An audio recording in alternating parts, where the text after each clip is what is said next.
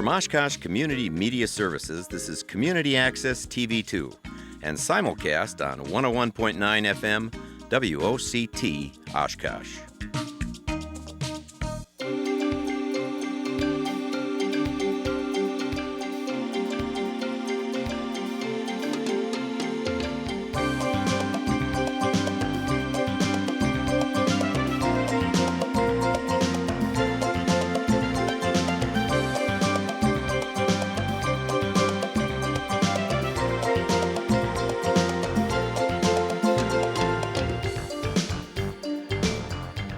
Welcome to Helping Hands with your hosts, John Neiman and Judy Ritchie.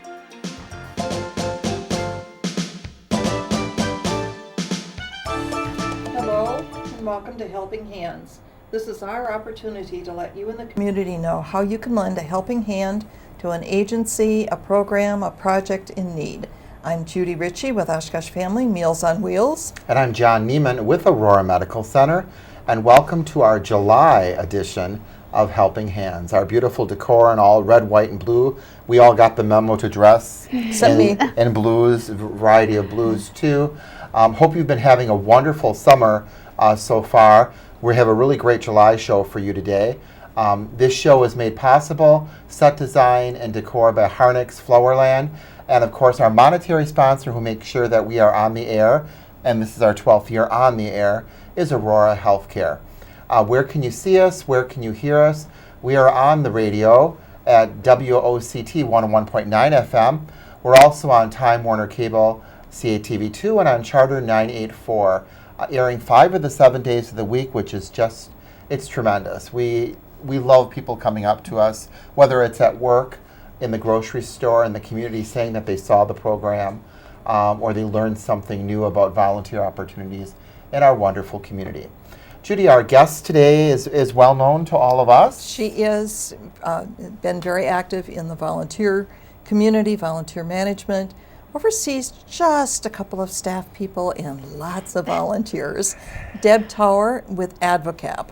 And first of all, people don't know Advocap. What's that? That's a very good question. We actually hear that a lot. Advocap is a private, nonprofit community action agency. We serve Fond du Lac, Winnebago, and Green Lake counties. Our goal is to help people help themselves. So we manage a variety of programs that help low-income individuals become more self-sufficient. We have our weatherization program who helps the low-income get new furnaces or insulate their home. Our affordable housing programs offer assistance with home buying, homelessness, home rehab, those kind of programs, as well as some emergency assistance. We also have our food and nutrition program. They manage, administer a program where the local food pantries can get commodities.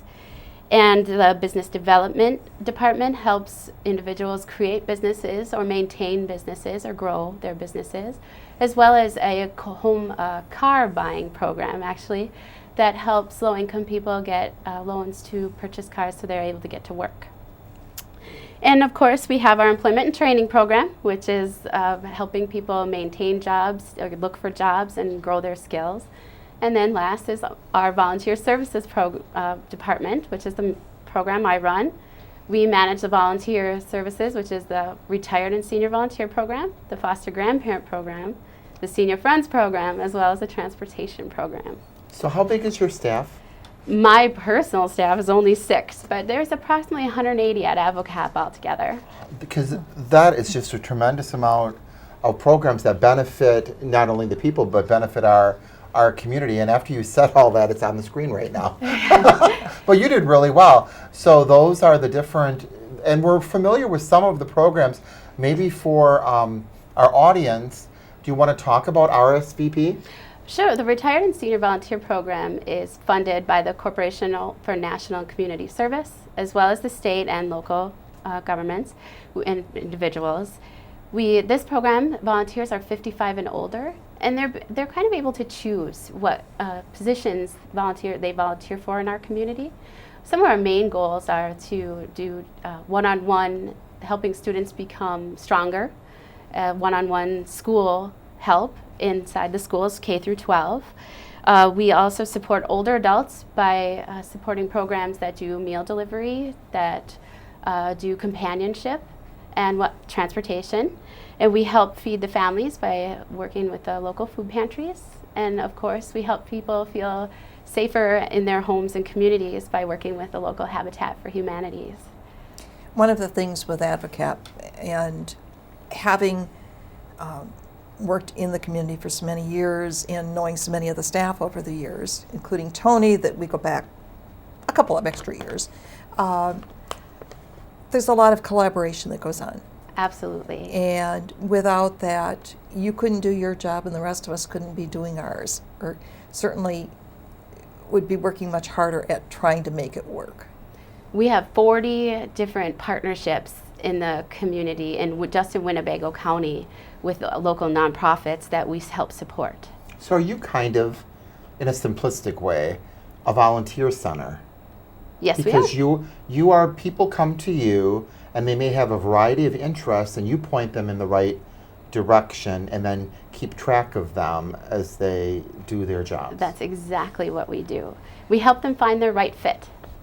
And one of the great things about with the RSVP program too is your organization, my organization, you know, the senior center, wherever, people can be an RSVP volunteer with AdvoCap, but then we have the volunteer station where they actually volunteer. Mm-hmm. And so it's a winning situation for everybody. Well, then part of our job then in that partnership is we do recognition events for the volunteers. So whoever signed up for RSVP at your agency gets to attend not only anything you do recognition-wise, but what we do as well. So we're supplementing all the volunteer services that you already provide. And we're just there to help support you as the volunteer coordinator and the volunteers as well. Because sometimes, as we know, a volunteer just doesn't fit somewhere. Right. So we work with them and those station supervisors to help them find the right place. And I think that's what sometimes, we get this an awful lot. People will call up and say, I have time today, I want to come in and volunteer. Well, we do background checks, we do orientation, we do all of that, so we can't just take people in and then they're not quite sure what they want. What you do is you go through all of that, you find out what they want, and it really saves us a lot of time in what we need to do because you've already done all of that research and all of that for us. By you telling us what you need, by telling us, okay, we need someone to cover our front desk from Monday through Friday, 8 to noon. I pass that along, and if I have someone that comes along and says, well, I can only volunteer from 12 to 2, I'm not going to say, well, you should go to Aurora. It's not a good fit. Mm-hmm. So yeah, we do that legwork for you ahead of time and just try to send people who we really think would be a match for you. And we hate to talk about it, but it's the reality. Sometimes we have volunteers that are not a good fit, who don't follow directions. And as an agency, we have our policies and procedures in place, but we also have RSVP as the backup to also help with that and to try to do some redirection so that we do find a good match before it becomes an explosive situation. And that's a big key in volunteer retention, is stopping the dissatisfaction before it gets too far. So if someone is having a problem, we're just another person they can go to. Mm-hmm. They may be intimidated or nervous about going to someone who is their supervisor in a sense. Instead, they come to us and say, hey, I'm not sure I really like it there. And we can dig out more about why aren't you happy there? Is it the timing? Is it the other people? You know what? Get deeper into the problem, and then hopefully we can work it all out so they can stay. But sometimes you have to find a new place for them. And I've had the experience in the past with a volunteer where having the leverage of the RSVP supervisor, that we were able to somewhat nip some inappropriate behaviors before they got to the point that we had to outright fire the volunteer. Firing and that was never easy. And you know, unfortunately, that individual had been in multiple agencies and had a history documented, and we were really trying to make it work. And I mean, it's sad when you do have that, but there was a lot of work put into trying to find the right niche on the part of a lot of organizations. Definitely. We just sometimes just can't please everyone. Right. And you So have to know when to let go as well. Are you looking for more organizations to partner with you, or do you have enough organizations now? There's always opportunities to grow. Always. Because I'm thinking about some of the, in our field, as you know, with AVA, Alliance of Volunteer Agencies, at our meetings that we've had, the managers or directors are younger and younger, and they don't know about a lot of the resources that we have. And this is probably one that maybe they don't know that they could utilize and Right. have, which is a topic we'll bring up at our next AVA meeting on June 9th, which At Deb is AdvoCap. hosting at AdvoCap. But I didn't know about this right away either until I had a phone call, and I got, and it's cute because the lady came by me because she heard our ratio of men to women was better than at most places, and she was looking for a third husband. So, Oh my. And that's what she, that's what Everybody she told has me. reasons they volunteer. They And do. she loved it there, and by all means, she found someone. So, I mean, I'm not saying the benefit of volunteering is that you're going to find someone You're a at match Aurora. Yeah. But that she was, but she was so happy that she had you guys to talk to and to rely on, besides me, because with my role there, I'm not always available, being the chaplain and other things. And she could always come to you. Or like you said, sometimes people don't want to talk to the direct person at the place they are. They want someone else to talk to. And so I think it's always been a wonderful experience for us at Aurora. Good. To deal I'm with, glad to hear deal that. with. And I think just having all the different opportunities, and your volunteers are a little more mature with a different set of expectations than the university students.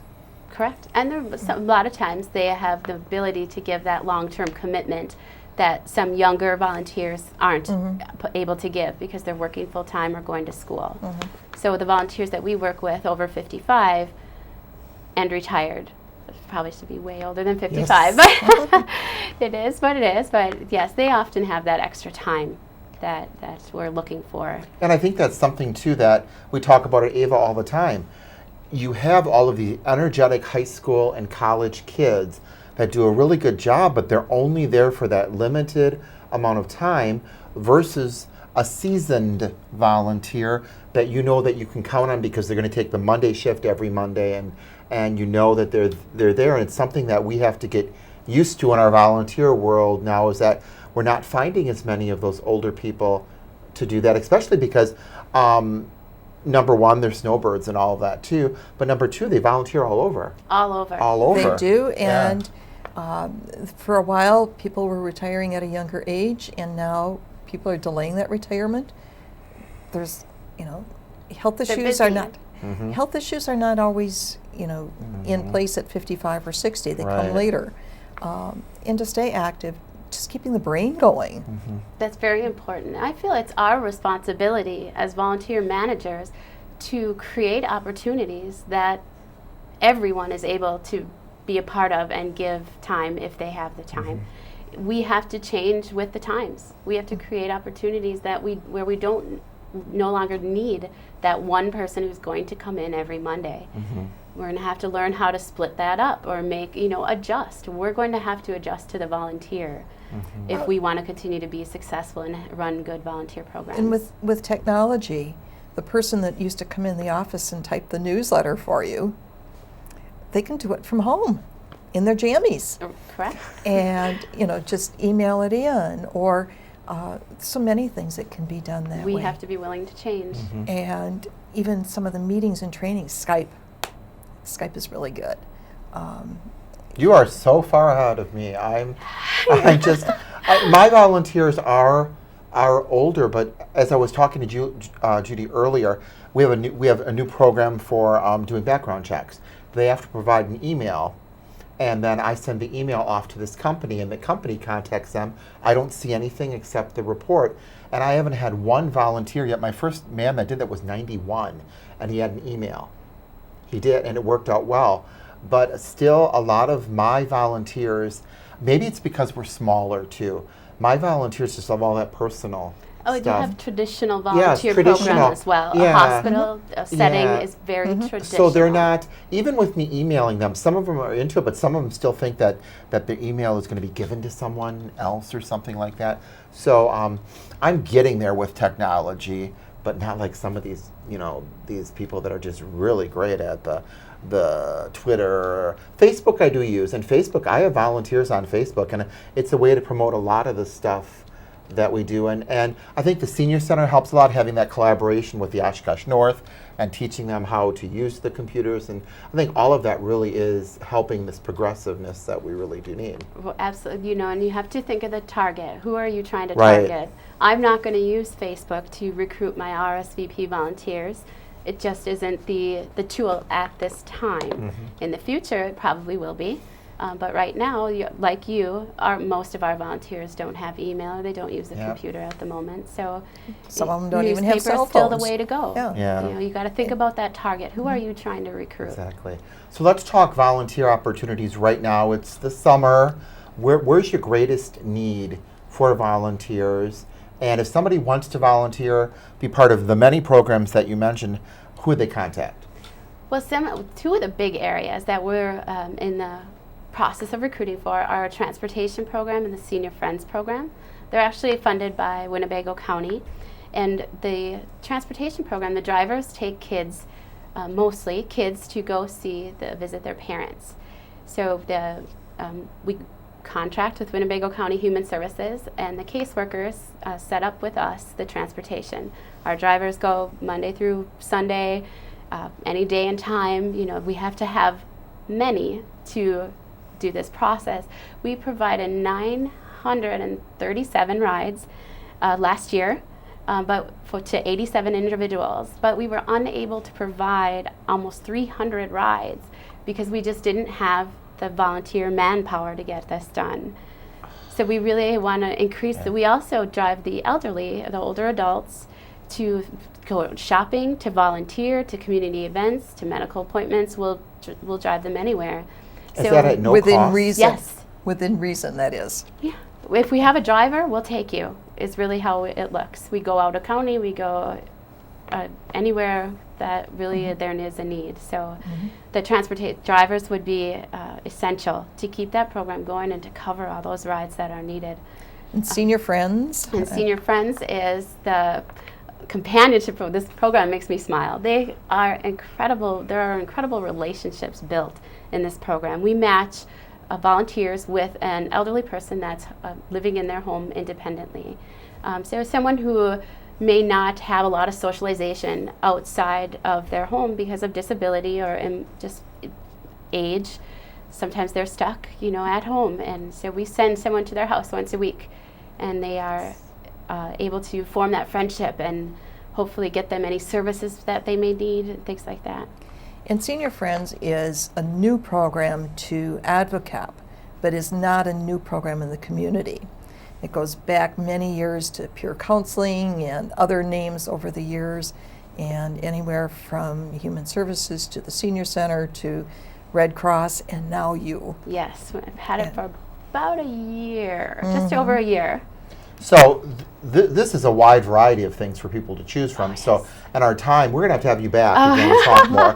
But our time is winding down. So if somebody's interested in learning more, because we didn't even start covering really all of the topics there are, as you can see on the screen, it says helping children with tutors, helping families in the food pantry, Habitat.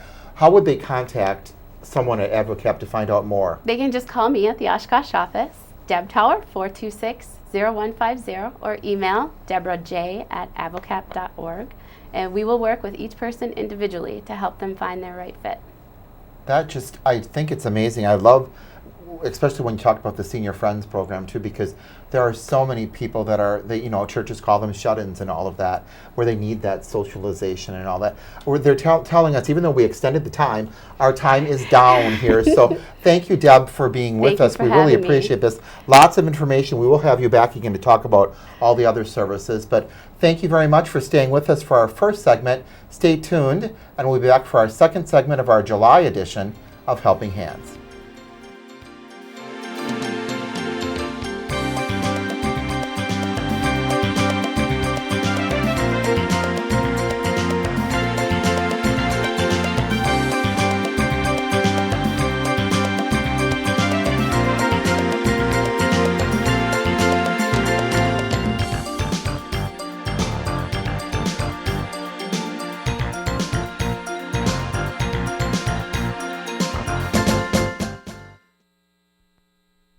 Take it slow, take it slow, take it slow. When we see a roundabout, take it slow. Then we pick the correct lane and take it slow. When we see a car approach, we yield to the left. When we're in that roundabout, we don't pass anybody yet. Take it slow, take it slow, take it slow. Visit WisconsinRoundabouts.com for more info from the Wisconsin Department of Transportation.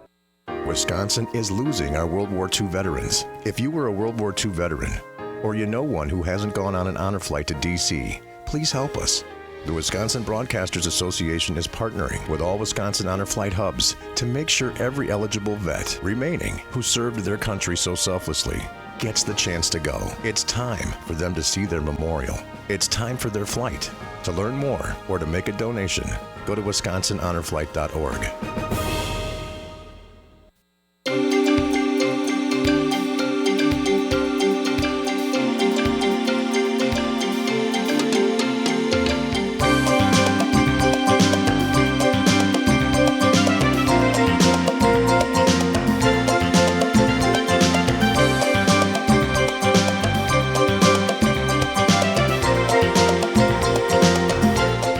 Welcome back to our July edition of Helping Hands.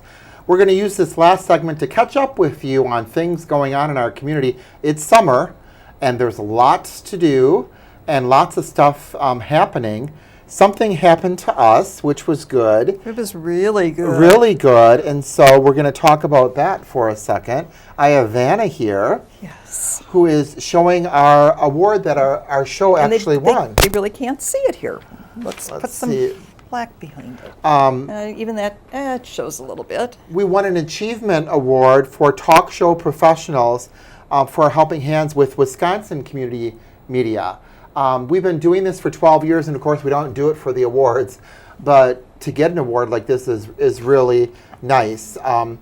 We're proud of this show because it's one of the only shows on that talks about volunteering and volunteer opportunities and gives people who may not have a budget, which most people don't have a budget if you're for not-for-profit, to do PR, and this is a chance for them to do it. And we're so happy to partner with CATV2 on this and to be presented with this achievement award, talk show professionals. I love it. I feel like we're at the Emmys or Grammys. It's something. And when Andy emailed us about this, the achievement award was considered the equivalent of an Olympic silver medal. And this was not just for the state of Wisconsin, this was for the Midwest area. So we're really pleased, really proud of that. But without everybody in the community and everyone here at OCM, we couldn't do it. We really couldn't do it. And so we thank everyone for it. Silver medalists, thank you very much. Also want to talk about some things that are going on. Also in July, Aurora is hosting their blood drive on July 9th. We've talked about that before. 10 to 4, walk-ins are welcome because summer is the time that people take vacations and they kind of forget that the need for blood is there. And our goal is 35 pints. That is our goal that they gave us with what is used by all of the hospitals. And we met that goal the last drive, and so we're hoping to meet it again. So our blood drive at Aurora with the Community Blood Center, Thursday, July 9th, 10 to 4. Please feel free in calling me or Judy if you need more information on this. We really want to do well and to help save lives. Also, I know the kids, turn off the TV right now. I know you don't want to hear this. Back to school. Back to school. Back to school. And the Back to School Fair collects tons and tons of items for kids who don't have all of that. Everything from backpacks to hygiene products to the actual classroom type supplies that they need and everything. And so you'll find collection boxes at a lot of businesses, and we encourage a lot more businesses to get involved. And those are all assembled and at West High School. I don't have the specific date. I think that's August 6th. August 6th, yep. The students that have been registered for that particular event and their family are invited in so that they get some clothing, they get the school supplies, the hygiene, haircuts, dental, and information on other resources in the community. The dental, I saw the dental bus at Roosevelt School recently, and how wonderful that is, because not all of these kids have access to a dentist. Right. And we do have a new dental office in town that does accept medical assistance and everything. So we're moving in the right direction. And we talk the back to school fair, but then there's also the teacher's closet that assists the teachers, the new teachers in the district, or the teachers that have been here a while and they need something new for curriculum or other things. So when some of the local businesses are replacing items in their offices, or somebody that has tons and tons of office supplies, 4Imprint is a wonderful example. Teacher's Closet can use that too. So this is our opportunity to tell you it's only July, so you have a chance. If you're a church, why not do a drive at your church for hygiene products, which is a variety of products that you can do, from soap to toothpaste to shampoo to deodorant, or do a school supply drive. Do it. Call Jessica Benesh at 456-2015 if you want to do that drive. They will gladly come pick up all of the donated items. And as Judy said, then on August 6th, they have the fair where families are screened. They're invited to come in and they get to do a little shopping. And there's nothing, everybody wants to have what they need for their first day of school. So we encourage you to support the back to school drive. Also wanted just to mention something briefly, Thrivent. Thrivent has opportunities for volunteers constantly. They have a program now too where they're doing different group activities because members are welcome to get a grant. And we're actually going to be doing this at Aurora, where we are able to get a grant because I'm a Thrivent member, and we're going to have a knitting bee. And all of the yarn will be provided by Thrivent through that grant. So I encourage you out there in your audience, ask your church, if you're a Thrivent member, see what you can do. The money is there. They're just looking for the projects. They are. And actually, with the Meals on Wheels program, we were the recipient of some of those projects. And they literally gave us a huge amount of Thanksgiving cards and treats and favors, and Christmas. And it was, there was a superabundance that we could really divide it out over multiple times being delivered. Our volunteers love doing that delivery. They get a real kick out of it. And so those are things that are really very, very helpful. It's encouraging the volunteerism, and it's really making a difference in somebody else's life. Right. And as you said, there's nothing better than you being able to hand someone a handmade card and the smile on their face, or a scarf like we've talked about from the anti-bullying program, or a quilt from Wisconsin Warmers or Lakeside Quilters. There's so many ways that you can get involved in our community even though it's summer. So we want to wish you a safe, happy, and healthy summer. And continue to watch us on CATV2. I'm John Neiman with Aurora Medical Center. And Judy Ritchie with Oshkosh Family Meals on Wheels. And we thank you for joining us, and have a safe, happy summer.